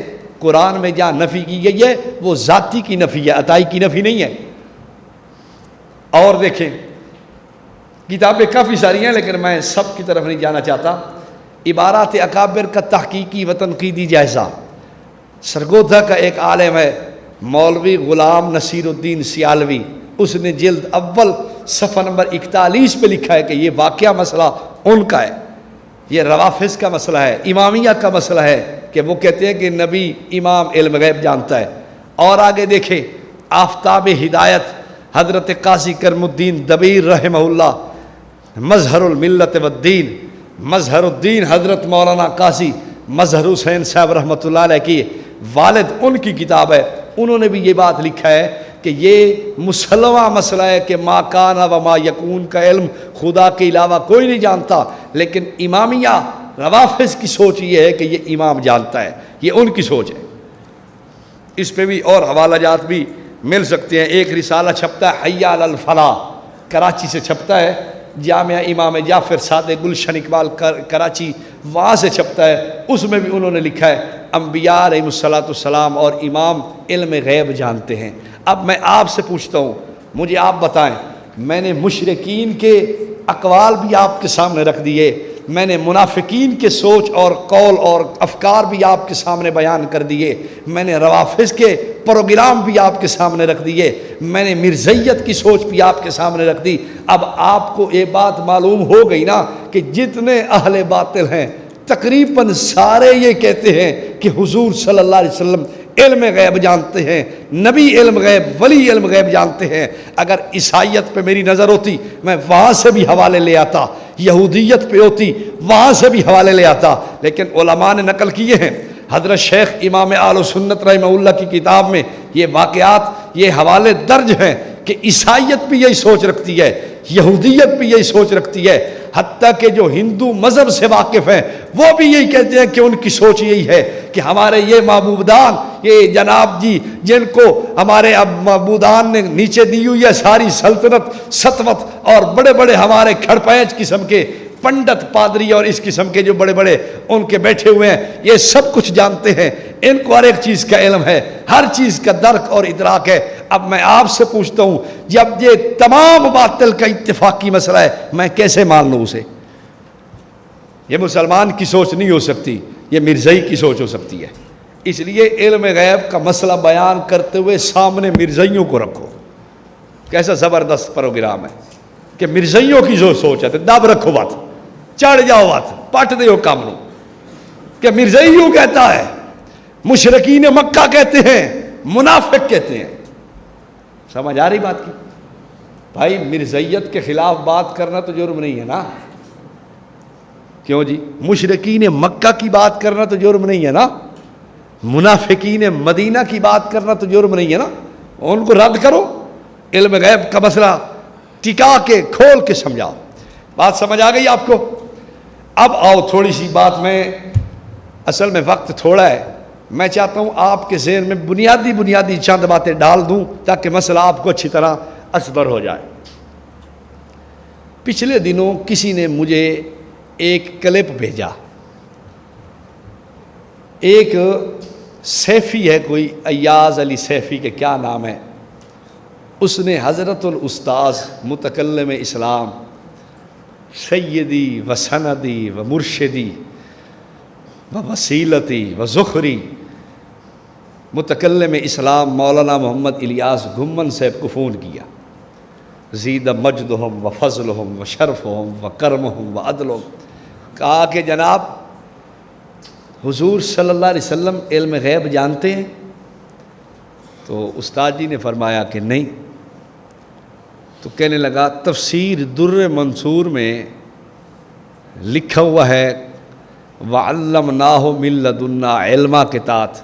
ویسے یہ تفسیر ابن جریر جامع البیان تفسیر تبری اس میں یہ بات ہے کیا حضرت خضر علیہ السلام کے بارے میں کان رجلا یعلم علم الغیب، کہ خضر علیہ السلام علم غیب جانتے تھے.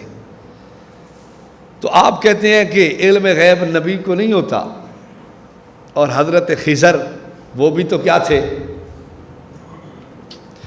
ایک بات میرے ذہن میں آئی ہے، میں پہلے وہ آپ کی خدمت میں رکھ دوں پھر آگے چلتے ہیں. حضرت عزیر کا واقعہ قرآن میں ہے یا نہیں؟ وہ جا رہے تھے، مفسرین نے یہی تفسیر لکھی ہے کہ حضرت عزیر ہو سکتے ہیں.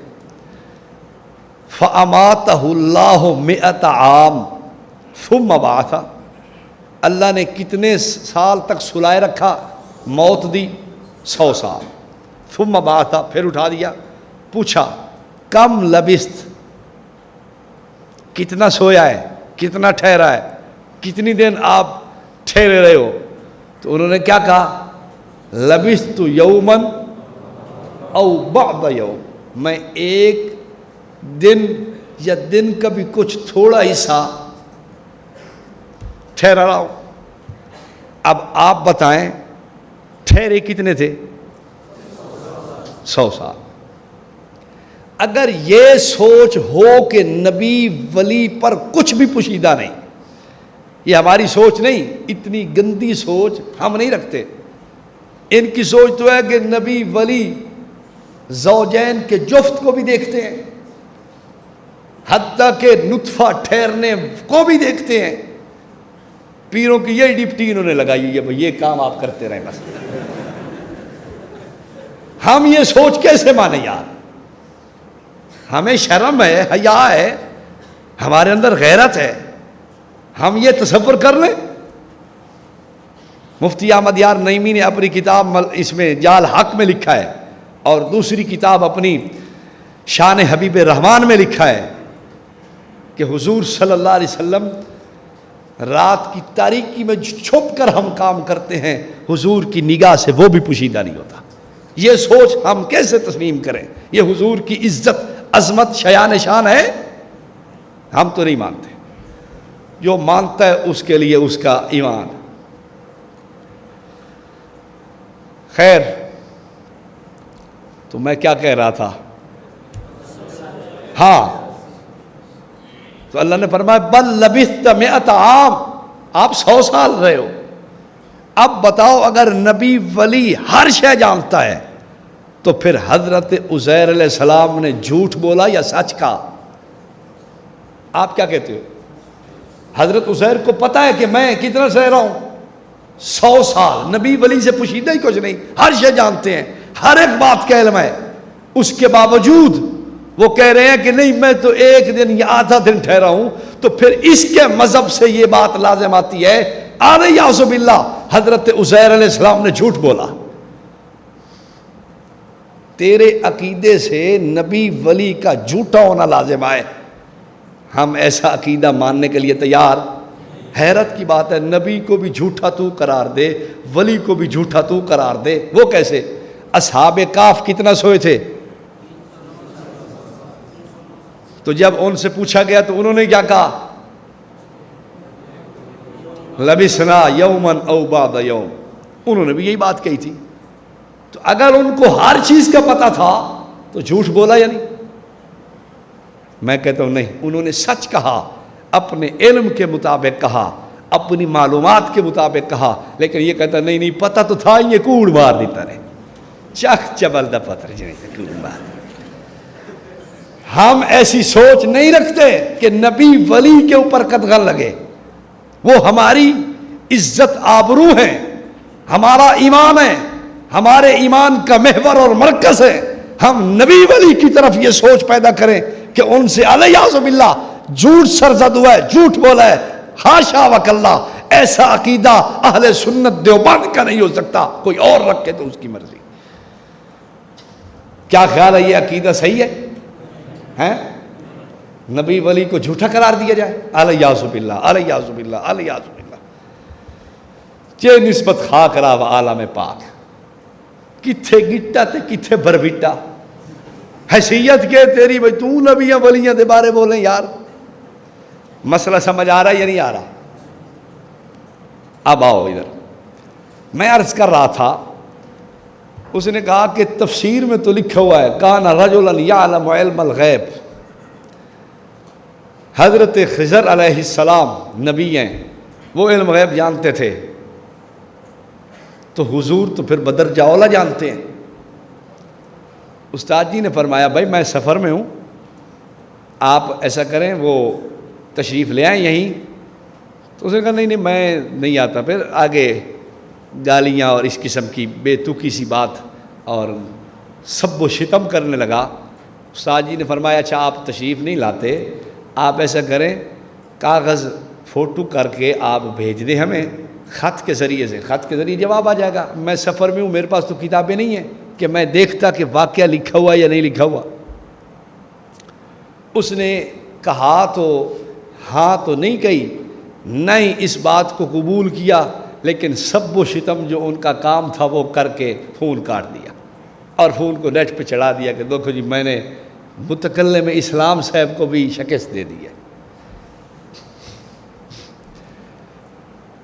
بس ہر جاہل کی یہ سوچ ہوتی ہے کہ میں کسی بڑے آدمی سے بات کروں تاکہ میرا نام بڑا ہو جائے، میں بڑا بن جاؤں، بڑی سوچ پیدا ہو جائے. اسے ہم کہتے ہیں ذات دی کوڑ کرلی تے چھتیرا نو جپے. اپنی شکل بھی دیکھو اور اپنا کام بھی دیکھو. اب سنو، تفسیر ابن جریر، تفسیر جامع البیان، تفسیر طبری میں یہ بات موجود ہے، بات سے انکار نہیں ہے. یہ روایت جناب عبداللہ ابن عباس رضی اللہ تعالی عنہما سے مروی ہے. اس روایت کی سند میں دو راوی کھڑے ہیں، ایک محمد بن اسحاق اور دوسرا حسن بن عمارہ. ہم اپنی طرف سے نہیں، رضا خان کی نسل سے ہی ان دو راویوں پہ کلام عرض کرتے ہیں. ایک کتاب ہے فتاوی نظامیہ، ان کے کئی مفتیوں کے فتاوی کا مجموعہ ہے. اس کے صفحہ 228 پہ لکھا ہے کہ محمد بن اسحاق، بڑے بڑے محدثین نے لکھا ہے کہ محمد بن اسحاق کذاب ہے، اور آگے پھر جرح نقل کیا ہے بڑے بڑے اکابر کی، امام مالک، یحییٰ بن معین اور اس طرح کے بڑے بڑے اسلاف، ان کی جرح نقل کیا ہے کہ یہ کذاب ہے، دجال ہے، جھوٹ بولتا ہے. اب میں نے کہا کہ جھوٹ بولنے والے کی روایت لے کے تو اس پر عقیدہ بنائے بیٹھا ہے. میں تو پہلے کہتا ہوں کہ تو جھوٹا ہے. پھر اس راوی پر جرح، دوسرا ان کا ایک رسالہ ہے، اس کا کتاب ہے انوار شریعت، اس کی جلد 1 صفحہ 366، اس پہ بھی محمد بن اسحاق پہ جرح شدید موجود ہے کہ یہ روایت ہی اس کی قابل قبول نہیں ہوتی، قابل عمل نہیں ہوتی، یہ جھوٹا ہے، کذاب ہے. مولوی احمد رضا خان نے خود اپنی کلیات مکاتیب رضا کے اندر یہ قول نقل کیا ہے. کہتا ہے امام بخاری کے مقابلے میں امام مالک رحمۃ اللہ علیہ کی بہت بڑی حیثیت ہے.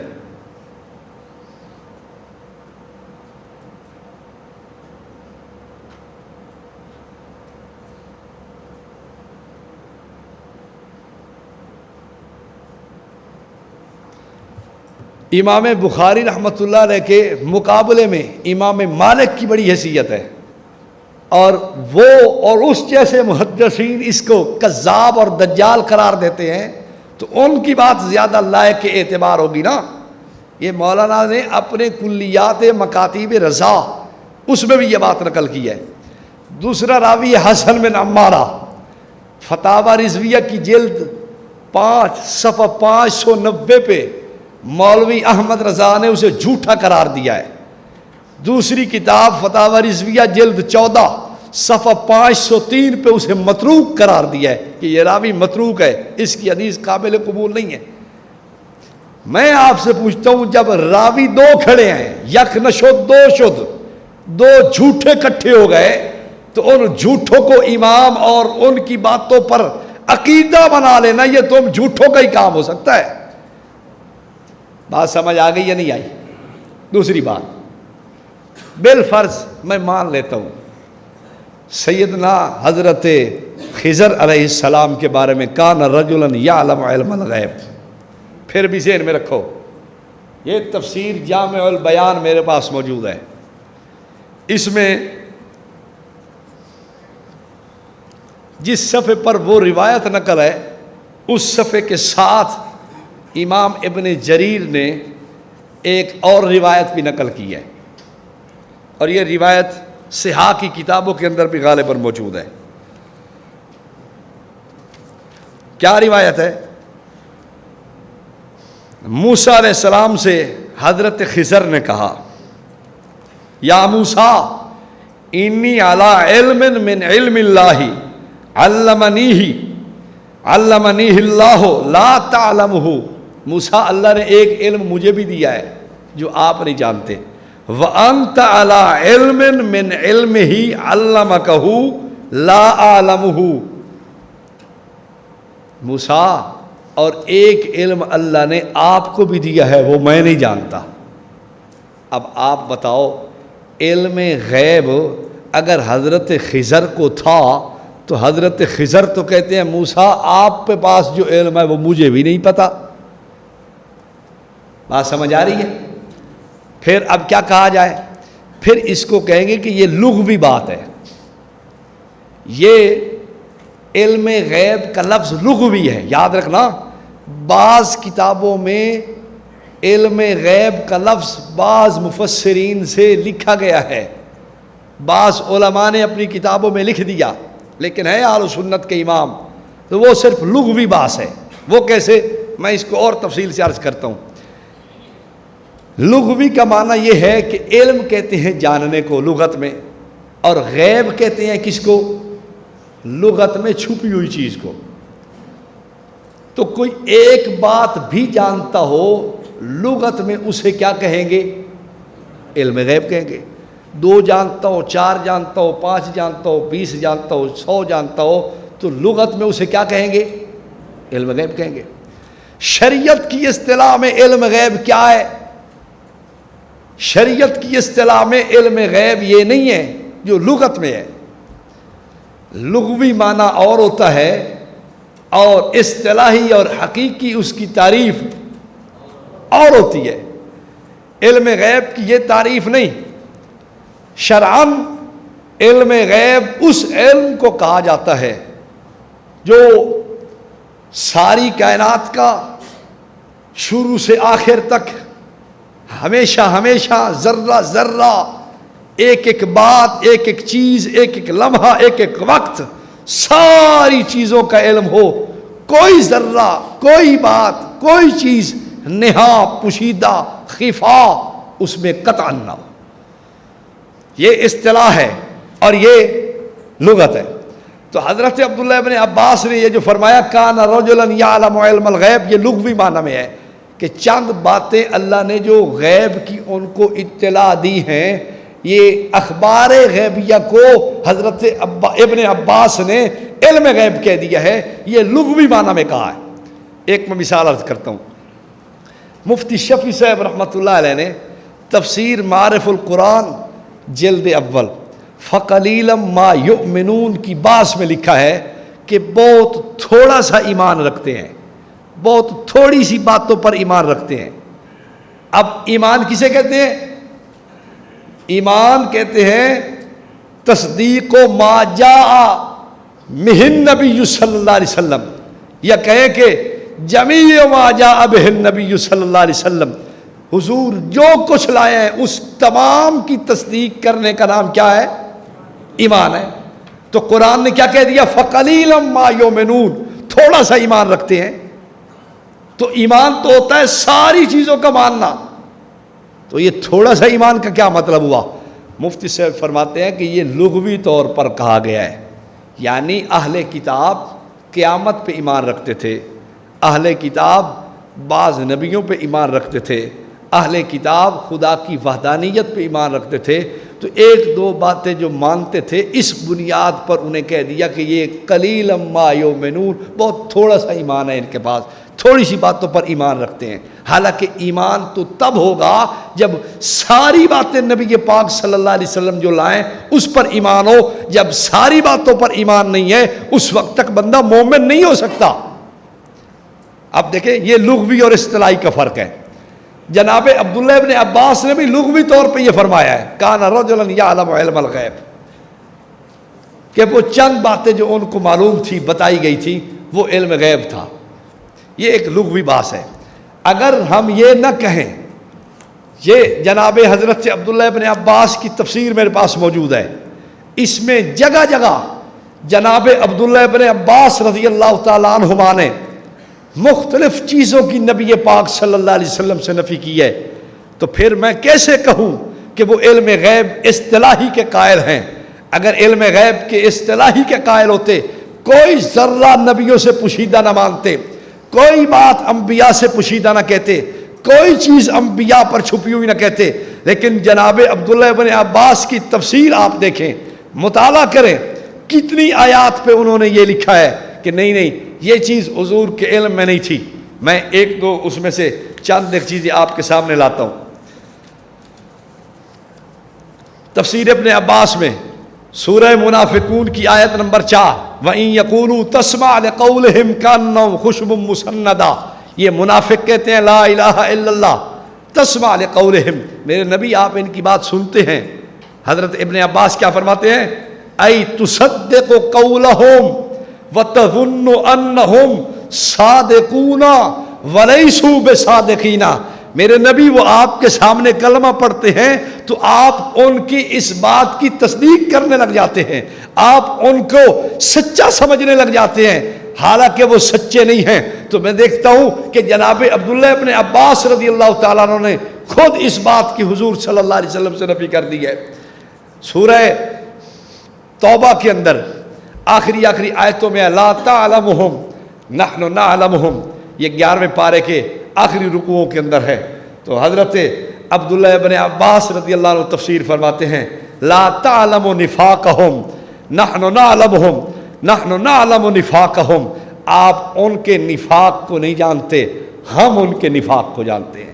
کما حقہ، پوری طرح اچھی طرح احاطہ تفصیل کے ساتھ ہمیں پتہ ہے کہ یہ کون کون منافق ہے، آپ کو اس کا علم نہیں ہے۔ یہ جناب عبداللہ ابن عباس رضی اللہ تعالیٰ عنہ لکھ رہے ہیں۔ پھر اور دیکھو انہوں نے وَإِنْ أَدْرِي أَقَرِيبٌ مَا تُوعَدُونَ، اس کے تحت انہوں نے لکھا ہے وَإِنْ أَدْرِي أي ما أدري أقريب أم بعيد ما توعدون، اس کے تحت لکھا ہے من العذاب، میں نہیں جانتا کہ عذاب قریب ہے یا نزدیک ہے، جس کا تم سے وعدہ کیا گیا ہے یہ مجھے پتہ نہیں ہے۔ یہ رسول پاک صلی اللہ علیہ وسلم کی طرف سے خود لکھا ہے جناب عبداللہ ابن عباس نے۔ اور دیکھیں انہوں نے لکھا ہے منہم من قصصنا علیک ومنہم من لم نقصص علیک ای لم نسمہم لکا لا تعلمہم، میرے نبی بعض نبیوں کا ہم نے آپ کو تذکرہ کر کے بتایا، بعض نبیوں کا ہم نے آپ کو تذکرہ کر کے نہیں بتایا، ان کے حالات احوال آپ پر مطلع نہیں ہوئے، ہم نے ان کو آپ پہ بیان نہیں کیا۔ لم نسمہم ذالکا، ہم نے آپ کو یہ نہیں سنا ہے۔ لا تعلمہم، آپ ان کو نہیں جانتے، یہ جناب عبداللہ ابن عباس لکھ رہے ہیں۔ اور دیکھو انہوں نے لکھا ہے علم قیام الساعہ وہو مخزون عن العباد، صفحہ 435، پھر لکھتے ہیں نزول الغیث وہو مخزون عن العباد، پھر لکھتے ہیں من الولد ذکر او انثى شقی او سعید وہو مخزون عن العباد، پھر لکھتے ہیں تکسب غدا من الشر والخیر وہو مخزون من العباد، پھر لکھتے ہیں بأی ارض تموت ای بأی ارض تؤخذ وہو مخزون عن العباد۔ یہ ساری چیزیں بندوں سے رب نے چھپا کے رکھی ہوئی ہیں، تفصیلی حالات، کون مرے گا، کون کل مرے گا، کون کل زندہ رہے گا، کون کل کیا کرے گا، کل بارش آئے گی نہیں آئے گی، اور قیامت کا وقت مقررہ کیا ہے، یہ ساری چیزیں تفاصیل کے ساتھ کون جانتا ہے؟ اللہ جانتا۔ یہ جناب عبداللہ ابن عباس لکھ رہے ہیں، اس طرح کی تفسیر ان پہ بھری پڑی ہے، مجھے ساری چیزیں بیان کرنے کی حاجت نہیں ہے، میں صرف چند ایک چیزیں آپ کے سامنے بیان کر دی ہے. تو یہ صرف ایک لغوی معنی تھا. جناب عبداللہ ابن عباس رضی اللہ عنہما نے یہ لغوی طور پر بات فرمائی ہے، ورنہ حقیقی طور پر وہ بھی کہتے ہیں کہ اللہ ہی عالم الغیب ہے، علام الغیوب ہے. تمام غیوبات پر نظر جو انسانوں سے غیب ہے صرف خدا جل مجدو کی ہے. کائنات میں اور کوئی ایسی ہستی نہیں ہے جس کو کائنات کے ذرے ذرے پر نظر ہو.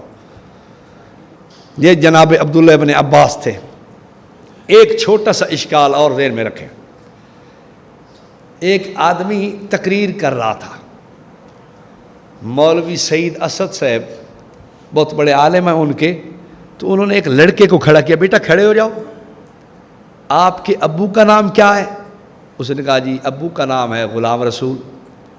بیٹھ جاؤ، یہ بتاؤ جب میں نے آپ سے پوچھا کہ آپ کے ابو کا کیا نام ہے، اس سے پہلے آپ کے ذہن میں اپنے ابو کا تصور تھا؟ اس نے کہا نہیں. اس نے کہا نہیں. جب میں نے پوچھا اس وقت تصور آیا نا، خیال آیا؟ کہا جی جی. کہتا بس بیٹھ جاؤ. مولوی صاحب مسئلہ کیا سمجھانا چاہتے ہو؟ کہتے ہیں نبی پاک صلی اللہ علیہ وسلم کو پتہ تھا واقعہ افک کا، حضرت عائشہ پہ جو تہمت لگی ہے حضور جانتے تھے، حضور کو سب پتہ تھا، لیکن حضور کی توجہ اس طرف نہیں تھی. جیسے اس بچے کی توجہ اپنے باپ کی طرف نہیں تھی، جب پوچھا تو پھر ان کو خیال آیا اپنے باپ کا. پہلے توجہ نبی پاک صلی اللہ علیہ وسلم کو نہیں تھی، پھر توجہ فرمائی آپ نے. یاد رکھنا کل تک ہمیں کہتے تھے یہ نبیوں کو اپنی طرح سمجھتے ہیں، آج خود سمجھنا شروع ہو گئے ہیں. مثالیں دے رہا ہے تو عام بندوں کی، عام ایک زید عمر بکر پتہ نہیں کو للو پنجو کو کھڑا کر کے پوچھ رہا ہے. دوسری بات ذہن میں رکھو، علم غیب یہ نہیں ہوتا کہ کبھی توجہ ہو اور کبھی نہ ہو. علم غیب یہ ہوتا ہے کہ کبھی بھی کوئی چیز ایک آن، ایک لمحہ، ایک لمحے کے سینکڑویں حصے پر بھی وہ چیز پوشیدہ نہیں ہوتی. کبھی یہ نہیں ہوتا کہ توجہ تھی اور توجہ نہیں تھی. علم غیب تو کہتے اسے ہیں، علم غیب تو ہر وقت ہوتا ہے، تو تم کہتے ہو توجہ نہیں تھی. پھر دوسری بات، نبی پاک صلی اللہ علیہ وسلم کی کتنی توجہ تھی آپ سارے اس بات کے جاننے والے ہیں. رسول پاک صلی اللہ علیہ وسلم کبھی صحابہ سے مشورہ کر رہے یار کیا کریں، عمر تو بتا، عثمان تو بتا، یار علی تو بتا کیا کریں. حضور کی توجہ نہیں تھی اس طرف؟ بولو یار، گل سمجھ نہیں آ رہی؟ میں پھر نئے سرے تو شروع کر رہا ہوں. اگر آپ کو سمجھ نہیں آئی تو پھر میں نئے سرے سے بات شروع کر دوں. ہیں آ رہی؟ چلو. اب سوال یہ ہے کہ حضور کو توجہ نہیں تھی، آپ کی پریشانی دیدنی تھی، دیکھنے والی تھی. کبھی گھر کی مستورات سے مشورہ، کبھی صحابہ سے مشورہ، کبھی کچھ، کبھی حضرت عائشہ سے جا کے کہا عائشہ ان الممت بذنب فاستغفر اللہ. تو یہ توجہ نہیں تھی؟ کیوں شریعت کو داغدار کرنا چاہتے ہو؟ کیوں حضور کی شریعت کو دنیا کے سامنے دھندلا کرنا چاہتے ہو؟ کیوں جھوٹ بولتے ہو کہ پیغمبر دو عالم صلی اللہ علیہ وسلم کی اس طرف توجہ نہیں تھی؟ سرکار تو پریشان ہے اس بات میں، بار بار اس بات پہ تذکرہ کر رہے ہیں.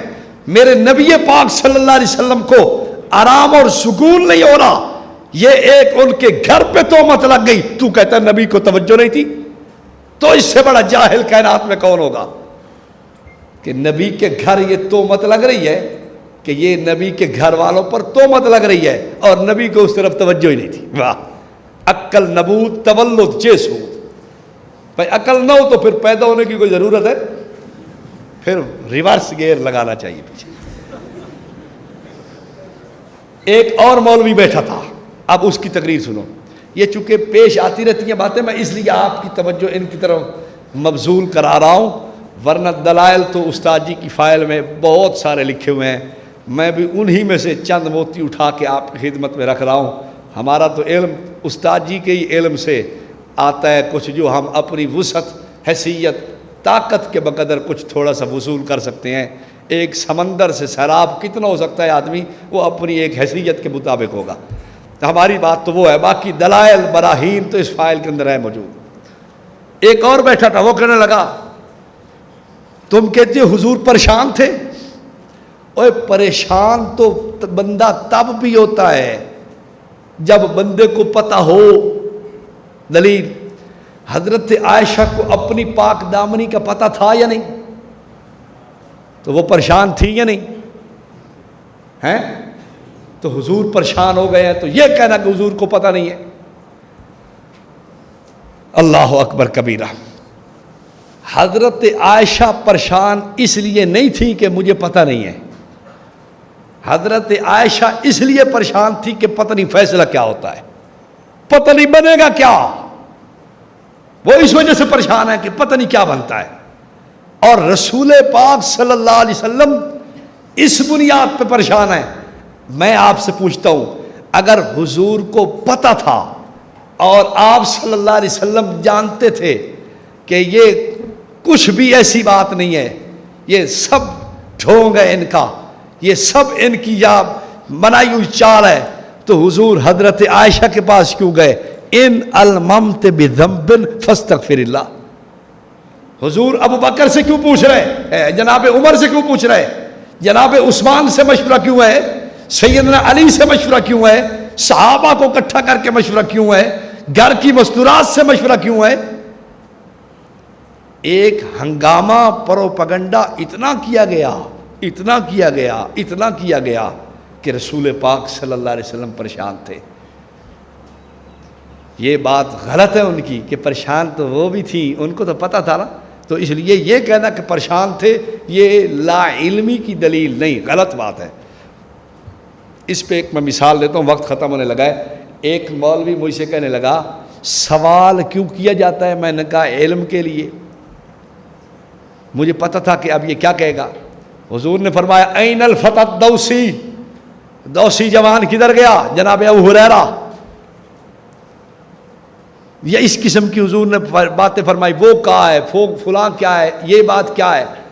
تو اگر تم کہو کہ سوال علم کے لیے ہوتا ہے تو اللہ نے کیا فرمایا؟ موسیٰ تیرے ہاتھ میں کیا ہے؟ موسیٰ تو خدا کو پتہ نہیں